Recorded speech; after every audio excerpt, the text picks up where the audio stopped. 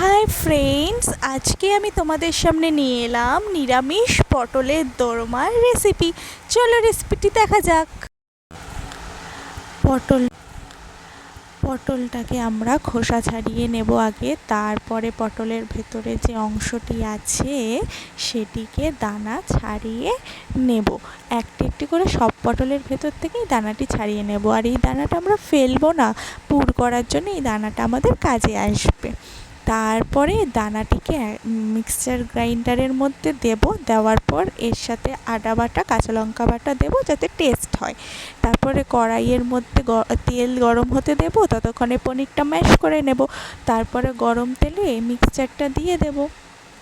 মিক্সচারটা দিয়ে দেওয়ার পর ওই মিক্সচারের সাথে আমরা দেব হচ্ছে পনির। যে পনিরটা আমি ম্যাশ করে রেখেছি ওই পনিরটাই আমরা এই মিক্সচারের মধ্যে আস্তে আস্তে দিয়ে দিচ্ছি। এই পনিরটা দেওয়ার পর আমরা দেব হচ্ছে হলুদ গুঁড়ো। আরেকটু আমার লাগবে, তাই আমি আরেকটু দিলাম, তোমরা তোমাদের স্বাদ মতো দিও। আর এরপরে আমি দেব হচ্ছে নুন। তারপরে নুনটাও স্বাদ মতো দেবে তোমরা, কতটা উপকরণে তোমরা বানাচ্ছ সেই বুঝে। তারপরে হচ্ছে দেব জিরের গুঁড়ো। তারপরে দেব হচ্ছে শুকনো লঙ্কা গুঁড়ো। ভালো করে নাড়াবো, এটা ভালো করে নাড়াতে হবে। আস্তে আস্তে যখন দেখবো ফুটে লাল হয়ে আসছে তখন একটুখানি চিনি দিতে হবে। স্বাদ মতো তোমরা তোমাদের স্বাদ মতো চিনিটা দেবে। আমি আমার স্বাদ মতো অল্প হাফ চামচ মতো চিনি দিলাম এখানে। তারপরে ভালোভাবে কষাতে হবে মশলাটা। তারপরে পুরটাকে ঠান্ডা হতে দিতে হবে। পুরটা আমাদের ঠান্ডা হয়ে গেলে পটলের মধ্যে এক এক করে আমরা পুরটাকে ভরে নেব। দেখো, আবার গরম পুরি ভরতে যেও না, তাহলে হাতে ছ্যাঁকা খেয়ে যাবে।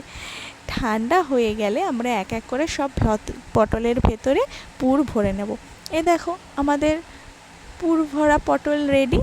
এই পুর ভরা পটলটাকে এবার আমাদের ভাজতে হবে। তো ভাজার জন্য আমাদেরকে নিতে হবে নুন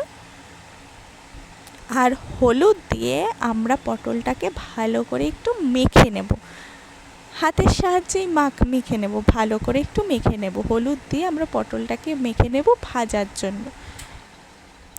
দেখো, তারপরে পটলের মাঝ বরাবর আমরা একটু চিড়ে নেব যাতে পটলের ভেতরে সব মশলাগুলো ঠিকঠাক মতো ঢুকে যায়। তারপরে আমরা পটলটাকে গরম তেলে দিয়ে ভেজে নেব। ভেজে আমাদের পটল ভাজা রেডি। আমরা আস্তে আস্তে পটলটাকে তুলে নিচ্ছি। আমাদের পটল ভাজা রেডি। এইভাবে এক এক করে সব পটলই আমরা ভেজে নেব। ওই ভাজা তেলের মধ্যে এবার আমরা শুকনো লঙ্কা, এলাচ, লবঙ্গ, তেজপাতা দিয়ে ভালোভাবে একটু নাড়াচাড়া করে নেব কিছুক্ষণ। তারপর আমরা ওই ভাজা তেলের মধ্যেই ওই মশলাটার মধ্যেই আলু দিয়ে দেবো ভাজার জন্য হালকা করে, একটু অপশনাল দিতেও পারো। তারপর আমরা একটা মশলা রেডি করছি। দেখো, টমেটো বাটা, জিরে গুঁড়ো, লঙ্কা গুঁড়ো, হলুদ গুঁড়ো দিয়ে আমরা একটা মিক্সচার রেডি করব মশলাটা। তাতে এরকমভাবে মশলাটা রেডি করলে মশলার সব পরিমাণগুলো সমান থাকে আর খেতেও খুব টেস্টি হয়। এরপরে জল দিয়ে আমরা ভালো করে মিক্সচারটা রেডি করে নেব। তারপরে আমরা ওই আলু যেটা ভাজা হচ্ছিল হালকা মতো, সেটার মধ্যে এই মশলাটা আমরা দিয়ে দিলাম। দেওয়ার পর আমরা আস্তে আস্তে ভালো করে নাড়াচাড়া করে আস্তে আস্তে কষিয়ে নেব। কষিয়ে নিতে হবে। কষিয়ে নেওয়ার পর স্বাদের জন্য একটু চিনি দেবে। চিনি দেওয়া হয়ে গেলে তারপরে আবার আমরা একটু ভালো করে নাড়াচাড়া করব, মানে আমরা একটু কষাবো। হালকা মতো কষে এলে এবার আমরা আস্তে আস্তে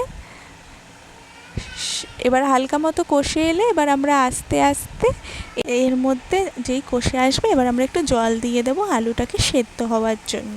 তারপর যেই ফুটে আসবে, আলুটা সেদ্ধ হয়ে যাবে, আমরা এক এক করে পটলগুলো দিয়ে দেব। তা এক এক করে দিয়ে দিতে হবে পটলগুলো, এক এক করে দিয়ে তার মধ্যে গরম মশলা দিয়ে আবার আমরা একটু কষিয়ে নেব। সুন্দর করে আবার আমরা একটু কষিয়ে নেব যাতে এটার টেস্টটা একদম সুন্দর হয়, যেহেতু নিরামিষ তরকারি তাই। তারপরে দেখো আস্তে আস্তে আমাদের এই পটলের দোরমার যে গ্রেভিটা হচ্ছে সেটা আস্তে আস্তে কষে আসতে। তারপরে আমরা নামাবার আগে একটু ঘি দিয়ে দেবো, ঘিটাও অপশনাল, তোমরা চাইলে দিতে পারো। দেখো আমাদের পটলের দোরমা রেডি।